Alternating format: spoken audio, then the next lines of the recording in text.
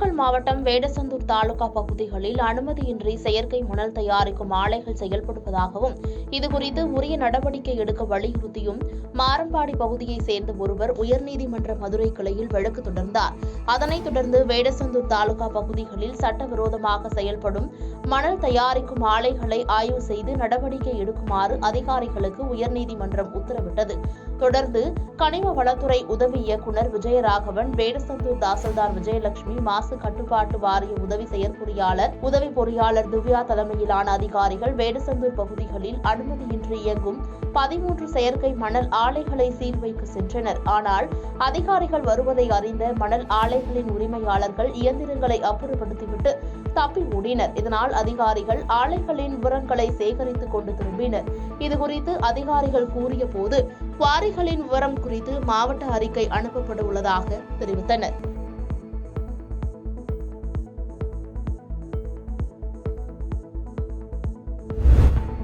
நீலகிரி மாவட்டம் மேட்டுப்பாளையம் வனப்பகுதியிலிருந்து 2 பச்சிளம் குட்டிகளுடன் கூடிய 8 யானைகள் பரளியார், KNR, காட்டேரி பூங்கா, நஞ்சபசத்திரம் என சுற்றித் திரிந்து காட்டேரி பூங்காவை சேதப்படுத்தியது குறிப்பிடத்தக்கது. இந்நிலையில் கடந்த 10 நாட்களாக தாய் யானையும் ஒரு குட்டி யானையும் பிரிந்து சென்ற நிலையில் 8 யானைகள் மட்டுமே கிளென்டன், ரன்னிமேடு, நான்சர்ச் போன்ற பகுதிகளில் உணவு தேடி சுற்றித் திரியும் பொழுது பள்ளி மற்றும் ரேஷன் கடைகளை உடைத்து சேதப்படுத்தியது. இதனால் குன்னூர் வனசரகர் ரவீந்திரநாத் தலைமையில் வனவர்கள் மற்றும் வன காப்பாளர்கள், வேட்டை தடுப்பு காவலர்கள் யானைகளை விரட்டும் பணியில் ஈடுபட்டிருந்தனர். இந்நிலையில் இரவு கிளென்டன் பகுதியில் யானைகளை விரட்டும் பொழுது வேட்டை தடுப்பு காவலர் லோகேஸ்வரன் படுகாயமடைந்து உதகை அரசு மருத்துவமனையில் சிகிச்சை பெற்று வருகிறார். மேலும் இன்று குன்னூர் மேட்டுப்பாளையம் தேசிய நெடுஞ்சாலையில் லாஸ் நீர்வீழ்ச்சி அருகே 8 காட்டு யானைகள் முகாமிட்டுள்ளதால் வனத்துறையினர் புகையிட்டு ஊருக்குள் வராமல் தடுத்து மீண்டும் மேட்டுப்பாளையம் வனப்பகுதிக்கு அனுப்பும் பணியில் தீவிரம் காட்டியுள்ளனர். மயிலாடுதுறை மாவட்டம் குத்தாலம் அருகே திருவேல்விக்குடி கிராமத்தைச் சேர்ந்த தங்கசாமி மனைவி மீனாட்சி என்பவரது வீட்டில் 2012ஆம் ஆண்டு தாக்குதலில் காயமடைந்து குத்தாலம் அரசு மருத்துவமனையில் உள்நோயாளியாக அனுமதிக்கப்பட்டு சிகிச்சை பெற்றார். தங்கசாமியின் மகன் அதிமுகவில் இணைய இருந்ததால் இந்த தாக்குதல் நடைபெற்றதாக கூறப்பட்டது. இந்த வழக்கில் புச்சைமுத்து மகன்கள் மீது குத்தாலம் காவல் நிலையத்தில் 4 பிரிவுகளில் வழக்கு பதிவு செய்யப்பட்டு மயிலாடுதுறை மாவட்ட குற்றவியல் நடுவர் நீதிமன்றத்தில் வழக்கு நடைபெற்று வந்தது. இந்த வழக்கின் விசாரணை முடிவுற்ற நிலையில் நீதிபதி கலைவாணி தீர்ப்பு வழங்கினார். அதன்படி குற்றவாளிகளுக்கு 2 ஆண்டுகள் தண்டனை விதித்து நீதிபதி உத்தரவிட்டார். தண்டனையை ஒத்திவைக்க கோரி அளிக்கப்பட்ட மனுவின் மீது ஆணை பிறப்பித்த நீதிமன்றம் வழக்கின் மேல்முறையீட்டிற்காக 1 மாத காலம் அவகாசம் வழங்கியுள்ளது. முன்னாள் சட்டப்பேரவை உறுப்பினர்கள் 2 பேருக்கு தண்டனை விதிக்கப்பட்ட சம்பவம் மயிலாடுதுறையில் பெரும் பரபரப்பை ஏற்படுத்தியுள்ளது. நெல்லை மாவட்டத்தில் கடந்த மாதம் 17 மற்றும் 18ஆம் தேதிகளில் ஏற்பட்ட மழை பெருவெள்ளத்தில் நெல்லை மாவட்டத்தில் பல பகுதிகள் பாதிக்கப்பட்டன.